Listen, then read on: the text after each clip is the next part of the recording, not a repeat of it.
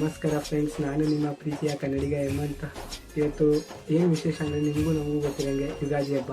ನನ್ನ ಕಡೆಯಿಂದ ಎಲ್ಲ ಸಮಸ್ತ ಕನ್ನಡಿಗರಿಗೂ ಯುಗಾದಿ ಹಬ್ಬದ ಆರ್ಥಿಕ ಶುಭಾಶಯಗಳು ಫ್ರೆಂಡ್ಸ್. ಹಾಗೆ ಈ ಯುಗಾದಿ ಹಬ್ಬ ಎಲ್ಲರಿಗೂ ಸುಖ, ಸಂತೋಷ, ನೆಮ್ಮದಿ, ಆರೋಗ್ಯ, ಆಯಸ್ಸು ಎಲ್ಲ ತಂದುಕೊಡ್ಲಿ ಅಂತ ನಾನು ದೇವರ ಹತ್ರ ಪ್ರಾರ್ಥನೆ ಮಾಡ್ತೀನಿ ಫ್ರೆಂಡ್ಸ್.